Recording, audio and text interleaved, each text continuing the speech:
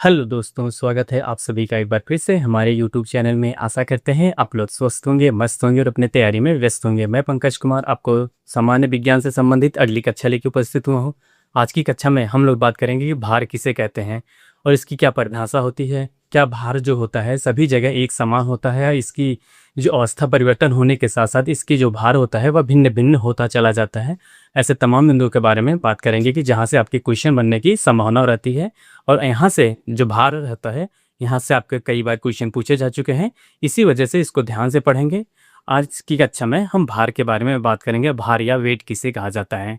आज की कक्षा प्रारंभ करने से पहले एक बार कल की कक्षा को हम लोग रिवीजन कर लेते हैं कि कल की कक्षा में हमने क्या अध्ययन किया था। कल की कक्षा में बताया गया था आपका मास किसे कहा जाता है। क्या होता है मास, किसे कहा जाता है, इसकी क्या परिभाषा होती है, और इसके बारे में भी बताया गया था कि क्या जो मास होता है स्थान परिवर्तन होने के साथ इसकी जो भार होती है उसकी क्षमता भिन्न हो जाती है या नहीं हो जाती है। ऐसे तमाम बिंदुओं के बारे में हम कल की कक्षा में आपको बताया गया था। चलिए एक बार भार की परिभाषा आपको जो होती है वो बता दिया जाए।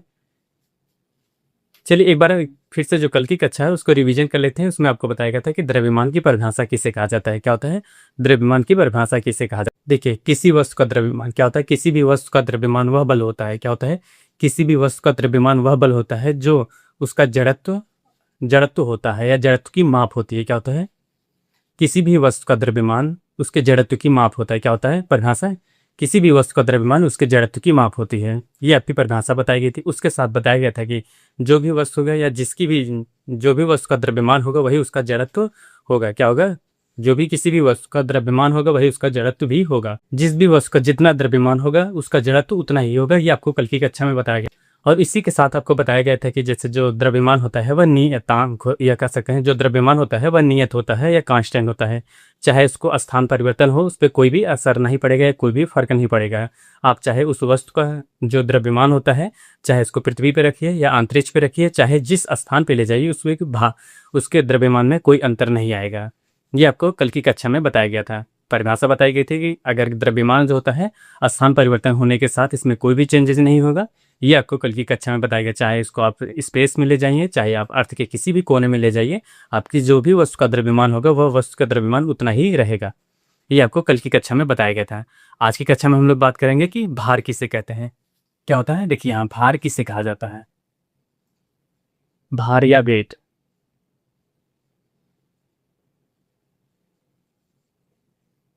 क्या होता है भार या वेट किसे कहा जाता है इसके बारे में देखिए। भार की परिभाषा होती है किसी भी वस्तु का वह बल। क्या होता है किसी भी वस्तु का वह बल जिसके जिसके कारण क्या होता है किसी भी वस्तु का वह बल जिससे यह वस्तु को यह कह सकते हैं यह पृथ्वी की ओर आकर्षित होता है। क्या होता है परिभाषा देखिए। भार जो होता है किसी भी वस्तु का वह बल होता है। क्या होता है भार किसी वस्तु का वह बल होता है जिससे यह पृथ्वी की ओर आकर्षित होता है। क्या होता है पृथ्वी की ओर आकर्षित होगा तो वही उसका भार कहलाएगा। परिभाषा एक बार लिख लीजिएगा। देखिए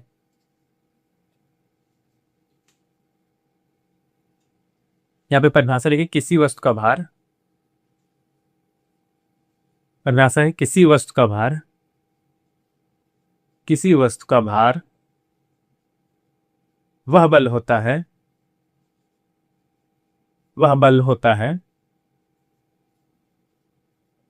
जिसके कारण यह क्या होता है जिसके कारण यह पृथ्वी की तरफ या पृथ्वी की ओर आकर्षित होती है। क्या होता है पृथ्वी की तरफ आकर्षित होता है वही इसका भार कहलाता है। भार की परिभाषा क्या होती है। भार की परिभाषा होती है भार किसी वस्तु का वह बल होता है। क्या होता है भार किसी वस्तु का वह बल होता है जिसके कारण यह पृथ्वी की ओर आकर्षित होता है। अब जैसे मान लीजिए ये आपका जो मार्कर है ये गुरुत्वाकर्षण बल के कारण, जैसे देखिए ये मार्कर है गुरुत्वाकर्षण बल के कारण ये पृथ्वी की ओर आकर्षित हो रहा है। यही जो होता है ये वस्तु का भार कहलाएगा। भार की वजह से ये पृथ्वी की ओर आकर्षित हो रहा है, यही इसका भार कहलाता है या इस मार्कर का भार कहलाएगा। परिभाषा क्या है किसी भी वस्तु का भार वह बल होता है जिसके कारण यह पृथ्वी की ओर आकर्षित होती है, पृथ्वी की तरफ खींची चली आती है। ये भार की परिभाषा होती है। अब जान लेते हैं देखिए भार की परिभाषा को कैसे हम लोग डिफाइन करेंगे या इसको और समझने में कैसे बेहतर हो जाए, इसको समझाया जा सके, इसके बारे में देखिए। आपको बताया गया था जो न्यूटन का गति विषय द्वितीय नियम होता है इसमें आपको बताया गया था द्रव्यमान बूढ़े त्वरण होता है। क्या होता है, यहाँ पे लिखे न्यूटन के दूसरे नियम के अनुसार, दूसरे नियमानुसार आपको बताया गया था, दूसरा जो नियम था न्यूटन का दूसरा नियम था, इसमें बताया गया था बल बराबर होता है द्रव्यमान बूढ़े त्वरण। क्या होता है, बल बराबर होता है, एफ बराबर आप लिख लीजिए यम ए होता था। क्या होता था, एफ बराबर यम ए। यम का होता था, यम होता था द्रव्यमान और ए होता था त्वरण होता था। ये आपको बल की परिभाषा बताई गई, ये कह सकते हैं जो न्यूटन का गतिविषयक दूसरा नियम था, उसमें आपको ये बताया गया था कि कोई भी वस्तु होगा उसका एक द्रव्यमान होता है और उसमें जो त्वरण होता है, इन दोनों के गुणनफल ही आपका बल की परिभाषा परिभाषित होती है, ये होता है। अब हम लोग जान लेते हैं, देखिए यहाँ पे त्वरण की बात की गई है। त्वरण की मात्रा की, अगर त्वरण का मात्रक बताया जाए, त्वरण का मात्रक वही होता है जो देखा जाए तो गुरुत्वाकर्षण का मात्रक होता है। मीटर पर सेकंड स्क्वायर त्वरण का मात्रक होता है और जो गुरुत्वाकर्षण का मात्रक होता है वो भी होता है। अब यहाँ पे हम बात कर रहे हैं, जैसे कोई भी वस्तु है पृथ्वी की तरफ आकर्षित हो रहे हैं, यहाँ पे त्वरण का कार्य नहीं, यहाँ पे गुरुत्वाकर्षण बल का कार्य होता है। और इस परिभाषा में यह कह सकते हैं, इस जो फार्मूला है इसमें हम ए की जगह जी रखेंगे। क्या होता है, ए के स्थान पे हम लोग जी रखेंगे। जी क्यों रखा जाएगा, यहाँ पे त्वरण की बात नहीं की जा रही है, जबकि यहाँ पे गुरुत्वाकर्षण का बात की जा रही है, गुरुत्वाकर्षण की बात की जा रही है, इस वजह से ए के स्थान पे जी रखा जाएगा। यहाँ पे लिखिएगा, यहाँ पे देखिए पृथ्वी का गुरुत्वाकर्षण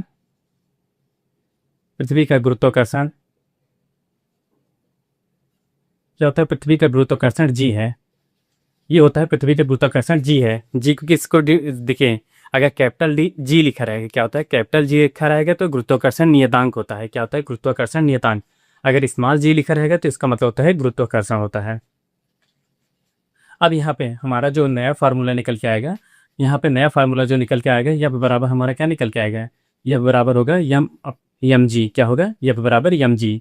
यहाँ से देखिए, ये तो वस्तु का द्रव्यमान आपको बताएगा, द्रव्यमान के कारण ही कोई वस्तु पृथ्वी की गुरुत्वाकर्षण या पृथ्वी की ओर आकर्षित हो रहा है, यही इसी वजह से इसमें ये निकल के आ रहा है। अब हमारा ये जो होता है, यहाँ पे हम बल की परिभाषा तो निकाल नहीं रहे हैं, हम निकाल रहे हैं यहाँ पे भार किसे कहा जाता है, क्या वेट किसे कहा जाता है। अब यहाँ पे हम बल की जगह जो हमारा है, यहाँ पे यफ के स्थान पे हम डब्ल्यू रखेंगे। क्या होता है, यहाँ पे यफ के स्थान पे हम डब्ल्यू रखेंगे। डब्ल्यू बराबर हमारा क्या फार्मूला निकल के आएगा, डब्ल्यू बराबर हमारा फार्मूला निकल के आएगा, यफ डब्ल्यू बराबर निकल के आएगा फार्मूला यम जी। यम इंटू जी क्या होता है, यम इंटू जी, किसी भी वस्तु का द्रव्यमान गुणे उसका त्वरण जो होता है, गुरुत्वीय त्वरण जो होता है वही आपका भार कहलाता है। क्या होता है, किसी भी वस्तु का, परिभाषा याद रखिएगा, किसी भी वस्तु का भार, किसी भी वस्तु का द्रव्यमान का गुणनफल द्रव्यमान और गुरुत्वाकर्षण के गुणनफल के बराबर ही आपका जो भार होता है। क्या होता है, किसी भी वस्तु का द्रव्यमान और उसके गुरुत्वाकर्षण के गुणनफल को ही आप भार कहा जाता है। ये इससे परिभाषा निकल के आती है, याद रखिएगा, ये परिभाषा होती है।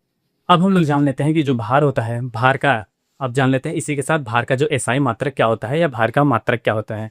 देखिए, भार का एसआई मात्रक की अगर बात की जाए तो भार का एसआई मात्रक जो होता है आपको बताया गया, यम का जो होता है, यम क्या होता है, यम होता है द्रव्यमान। द्रव्यमान को किस में नापते हैं, कि ग्राम में नापेंगे, कि ग्राम में।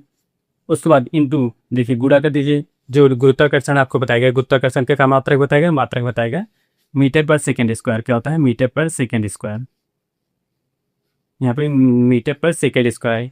अब ये देखा जाए तो इसी का मान होता है आपका, जो देखिए बल का मात्रक क्या होता है, यहाँ पे यम जो होता है, यम का मात्रक होता था, वहाँ भी किग्रा होता था, और ए का मात्रक होता था मीटर पर सेकेंड स्क्वायर, इसका मतलब होता था 1 न्यूटन कहलाता था। यहाँ पे भी भार का एसआई मात्रक क्या होगा, भार का एसआई मात्रक न्यूटन। क्या होता है, भार का एसआई मात्रक क्या होता है, भार का एसआई मात्रक, और देखा जाए तो जो बल का एसआई मात्रक होता है, दोनों बराबर होते हैं। क्या होता है, भार का जो, देखिए जो भार का मात्रक होता है या भार का जो एसआई मात्रक होता है, वही बल का भी एसआई मात्रक होता है। इससे साबित होता है कि जो भार होता है और बल के बराबर या उसी के समानुरूप होता है। क्या होता है, समानुरूप होता है। इससे ये परिभाषा निकल कर, और दूसरा बिंदु जानते हैं, देखिए यहाँ से कई बार क्वेश्चन पूछा गया कि जो भार का एसआई मात्रक क्या होता है या भार का मात्रक क्या होता है, या भार की क्या परिभाषा होती है, ये याद रखिएगा। यहाँ से जो परिभाषा क्या निकलेगा, किसी भी वस्तु का द्रव्यमान, क्या होता है, किसी भी वस्तु का द्रव्यमान उसके द्रव्यमान और वस्तु के गुरुत्वाकर्षण बल के गुणनफल के बराबर ही आपका भार कहलाता है या भार होता है। द्रव्यमान और गुरुत्वाकर्षण बल के गुणनफल के बराबर ही आपका भार कहलाता है, ये होता है। अब हम जान लेते हैं जो भार होता है, क्या ये जो ऊर्ध्वाधर गति होती है, ऊर्ध्वाधर रूप होता है, जो ऊर्ध्वाधर दिशा होती है क्या होती है, ऊर्ध्वाधर होती है, एक क्षैतिज दिशा होती है। ऊर्ध्वाधर जो दिशा होती है उस पर जब भार की मात्रा की बात की जाए तो जब भार की तुलना की जाए तो वहाँ पे अधिक होता है। जो भार होता है ऊर्ध्वाधर दिशा के नीचे की ओर लगता है। क्या पे लिखे देखिए, जो भार होता है, भार ऊर्ध्वाधर, भार ऊर्ध्वाधर दिशा के नीचे लगता है। क्या होता है, जो आपका भार होता है, किसी भी वस्तु का जो भार होता है वह ऊर्ध्वाधर दिशा के नीचे लगेगा। जैसे अब मान लीजिए जब पृथ्वी आपकी, जैसे कोई वस्तु ये है, अब ये है आपका, जो ऊर्ध्वाधर दिशा के नीचे लगेगा। नीचे कैसे लगेगा, जैसे पृथ्वी की गुरुत्वाकर्षण शक्ति अधिक है, अधिक होने की वजह से ये मार्कर जैसे जैसे अपने आएगा ये पृथ्वी के नीचे आएगा। इसी वजह से यही सिद्ध होता है कि जो ऊर्ध्वाधर बल होता है, या कह सकते हैं जो भार होता है, ऊर्ध्वाधर के नीचे दिशा में कार्य करता है। नीचे दिशा में जैसे कोई भी वस्तु होता है, जैसे फल गिर रहा है वो ऊर्ध्वाधर दिशा के नीचे ही लग रहा है ना, या नीचे ही गिर रहा है ना, इसी वजह से ये गुरुत्वाकर्षण की शक्ति की वजह से नीचे आ रहा है, ये नीचे की दिशा में कार्य करता है। ये तो एक हो गया। अब दूसरा बिंदु इसके बारे में जानेंगे। जो भार होता है ये कैसी राशि होती है, सदिश राशि होती है या अदिश राशि होती है, ऐसे तमाम बिंदुओं के बारे में अगले बिंदु में हम लोग बात करेंगे। देखिए क्या होता है, जो भार होता है, भार में क्या होता है, भार में परिमाण के साथ साथ परिमाण के साथ साथ परिमाण के साथ साथ दिशा भी होती है। क्या होती है, दिशा होती है।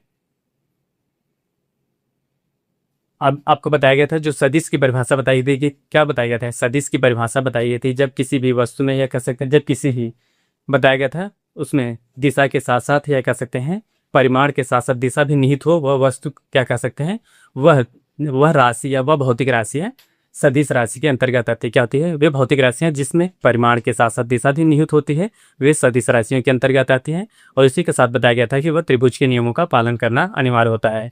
इसी वजह से ये सदिश राशि होती है। कैसी राशि है, सदिश राशि है। सदिश राशि याद रखिएगा, जो भार होता है आपकी कैसी राशि होती है। यहाँ से सवाल बनने के चांस हैं, या सवाल बने हैं कई बार कि जो भार होता है किस तरह की राशि होती है, ये किस तरह की ये राशि हैं। ये तो है सदिश राशि। क्यों सदिश राशि है, इसमें परिमाण के साथ साथ इसमें दिशा, परिमाण और दिशा दोनों निहित है, इसी वजह से ये सदिश राशि होती है। अगला बिंदु होता है, देखिए जो भार होता है, भार केवल द्रव्यमान और गुरुत्वाकर्षण पर ही निर्भर करता है, बाकी अन्य किसी भी राशि पर निर्भर नहीं करता है। ये केवल लिखिएगा, इसमें भार केवल द्रव्यमान व गुरुत्वाकर्षण पर निर्भर करती है, निर्भर करती है, और किसी भी राशि पर नहीं।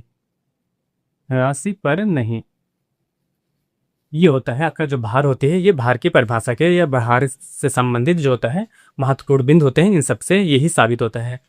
परिभाषा कहाँ से निकलते हैं, किसी भी वस्तु का भार वह बल होता है। क्या होता है, किसी भी वस्तु का भार वह बल होता है जिसके कारण कह सकते हैं, या जिससे कह सकते हैं यह पृथ्वी की ओर आकर्षित होते हैं। पृथ्वी की ओर आकर्षित हो गए तो उस पर जाहिर सी बात है, जब पृथ्वी के पास गुरुत्वाकर्षण की शक्ति होगी, इसी वजह से कोई वस्तु उनकी तरफ आकर्षित होगी।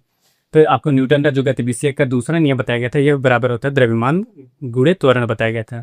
लेकिन यहाँ पे जो पृथ्वी का गुरुत्वाकर्षण होता है, जी होता है, इसी वजह से यहाँ हम यह बराबर यम जी लिखेंगे। और हमारा जो होता है भार है या वेट है, वेट की परिभाषा में हम वेट निकालना है, इसी वजह से यफ की जगह हम डब्ल्यू रखेंगे। डब्ल्यू बराबर हम आता है यम जी आता है। यम से हम, यम होता है यहाँ पे द्रव्यमान, यहाँ पे जी होता है गुरुत्वाकर्षण। जब भार का मात्रक एसआई मात्रक होगा, वही बल का भी एसआई मात्रक होता है, ये याद रखिएगा। और जो होता है भार, जो होता है द्रव्यमान और गुरुत्वाकर्षण त्वरण पर निर्भर करता है, बाकी अन्य किसी भी राशि पर निर्भर नहीं करता है।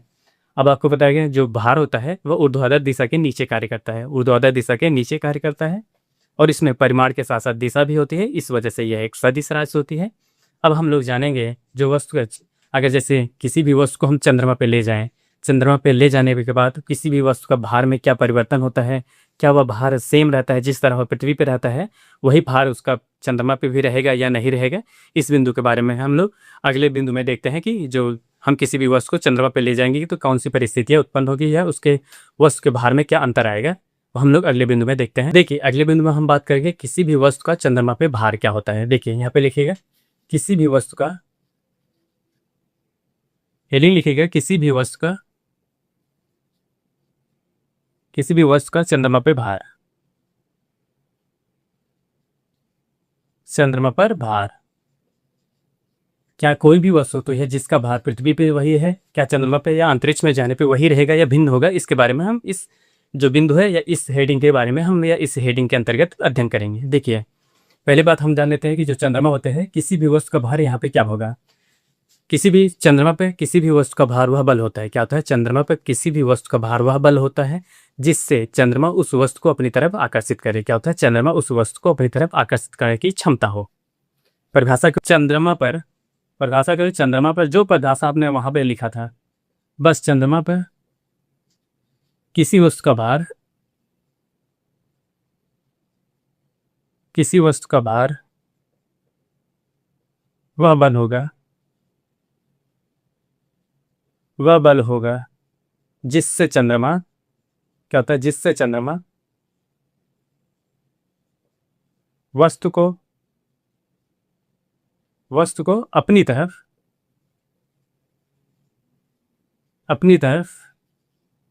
आकर्षित कर सके। यही परिभाषा आपने जो भार की परिभाषा पर अध्ययन किया था, या भार की परिभाषा में भी आपको वही बताया गया था, बस अंतर क्या है? इसमें चंद्रमा लिख दिया गया कि मतलब इससे साबित होगी हाँ ये बात केवल अंतरिक्ष के बारे में की जा रही है कि अगर कोई भी वस्तु अंतरिक्ष पे जाएगी तो या चंद्रमा पे जा रही है तो वही बल कार्य करेगा जो चंद्रमा होता है उस वस्तु को अपनी तरफ आकर्षित कर लिया जाए। इसके पहले जो बताए गए थे वो पृथ्वी के बारे में बताए गए थे कि कोई भी वस्तु पृथ्वी की तरफ आकर्षित हो रही है, पृथ्वी पे गिर रही है, उस पर भार की क्या स्थिति रहेगी, अवस्थित रहेगी, हम उसके बारे में अध्ययन किए थे। लेकिन अभी जो बात कर रहे हैं ये चंद्रमा के बारे में कह रहे हैं या अंतरिक्ष के बारे में कह रहे हैं, उपग्रह के बारे में बात कर रहे हैं। क्या होता है? चंद्रमा की जितनी भी आकर्षित करने की क्षमता रहेगी वही उसको वहाँ पे भार रहेगा। अब दूसरा बिंदु के बारे में बात करते हैं। देखिए, जो दूसरा बिंदु क्या होगी या दूसरी परिस्थितियाँ क्या होती है, जैसे हम पृथ्वी और चंद्रमा का जो किया जाए, पृथ्वी जो होता है एक ग्रह है, चंद्रमा एक उपग्रह है, और ये उपग्रह जो होता है पृथ्वी का ही है। जब पृथ्वी का उपग्रह है तो जाहिर सी बात है जो ग्रह होगा वह उपग्रह जो होता है उससे छोटा होगा। जब आकार में छोटा होगा तो उसका द्रव्यमान भी कम होगा और गुरुत्वाकर्षण शक्ति भी कम होगी। जब ये दोनों इनकी शक्तियाँ कम होगी, द्रव्यमान कम होगा, गुरुत्वाकर्षण शक्ति कम होगी, उसका भार भी वहाँ पे कम होगा, ये निश्चित है। क्यों? आपको बताया गया, जो परिभाषा बताएगी, द्रव्यमान गुणे गुरुत्वाकर्षण शक्ति होती है वही के बराबर भार होता है। जब आपके पास द्रव्यमान कम रहेगा, गुरुत्वाकर्षण शक्ति कम रहेगी, तो आपका जो भार है जाहिर सी बात है वह कम रहेगा। अगला बिंदु लिखिएगा, चंद्रमा का द्रव्यमान जो होता है, क्या होता है? चंद्रमा का द्रव्यमान पृथ्वी की अपेक्षा कम। क्या होता है? पृथ्वी की अपेक्षा कम। जब पृथ्वी की अपेक्षा इसका द्रव्यमान कम होगा, देखिए क्या होता है, जब पृथ्वी का द्रव्यमान कम होगा, द्रव्यमान कम होने की वजह से इसमें आकर्षण शक्ति भी, चंद्रमा की आकर्षण शक्ति भी कम होगी। क्या होगी? चंद्रमा का वस्तुओं पर आकर्षण शक्ति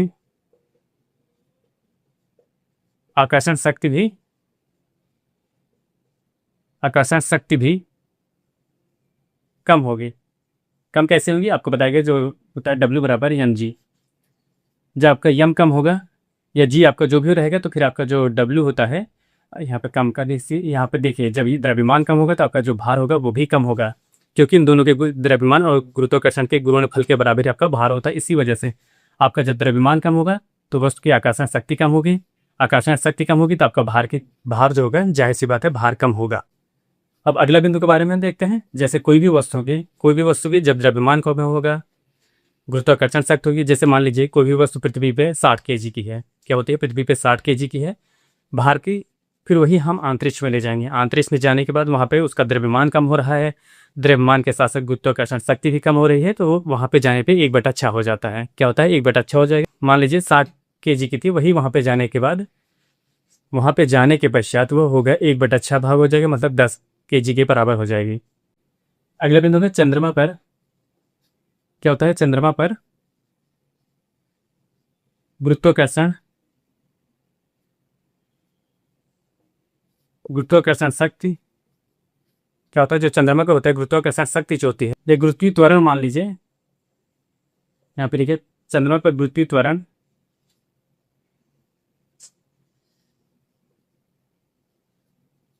गुरुत्वीय त्वरण जो क्या होता है, चंद्रमा पे गुरुत्वीय त्वरण पृथ्वी की तुलना में क्या होता है, पृथ्वी की तुलना में 1/6 क्या होता है, ये याद रखेगा, 1/6 याद रखेगा, 1/6 हो जाता है। और उसके बाद क्या बता गया था, जो जैसे कोई भी वस्तु का कितना हो जाएगा पृथ्वी की अपेक्षा, जैसे पृथ्वी पे कोई भी वस्तु आपको बताया गया था, कोई भी वस्तु अगर 60 kg की, वहीं पे चंद्रमा पर जाने के बाद वो 10 kg की हो जाएगी, क्या हो जाएगी, 1/6 होता है, ये याद रखिएगा। क्या होता है, पृथ्वी की अपेक्षा कह सकते हैं, पृथ्वी पे जो वस्तु का भार 60 kg का रहेगा वही चंद्रमा पे 1/6 हो जाएगा, मतलब 60/6 करेंगे तो 1/10 हो जाएगा, 60/6 करेंगे तो आ जाएगा 10 हो जाएगा। कम क्यों होता है, क्या कारण बताया गया, कारण बताया गया कि उसका द्रव्यमान और आकर्षण शक्ति कम हो जाती है, इसी वजह से वस्तु का जो आकर्षण शक्ति या भार जो होता है वह कम हो जाता है वहाँ पे, ये याद रखिए। इसी वजह से चंद्रमा पर कोई भी वस्तु जाती है पृथ्वी की तुलना में वह कम हो जाती है, उसका भार कम हो जाता है। ये आज की कक्षा में इतना था। अब हम लोग कल की कक्षा में बात करेंगे कि जो पृथ्वी के गुरुत्वीय त्वरण होते हैं, किन किन स्थानों पर उनका मान परिवर्तन होता रहता है, और क्या कारण होता है कि हम जो गुरुत्वीय त्वरण होता है उसका मापन कहाँ से करते हैं, किस डिग्री से करते हैं, किस अक्षांश से करते हैं, ऐसे तमाम बिंदु के बारे में हम लोग कल की कक्षा में उपस्थित होंगे। आज के लिए बस इतना ही। आप हमारे चैनल पर नए हो तो चैनल को लाइक करें, शेयर करें, सब्सक्राइब करें। मिलते हैं नेक्स्ट वीडियो में, तब तक के लिए धन्यवाद, बाय बाय।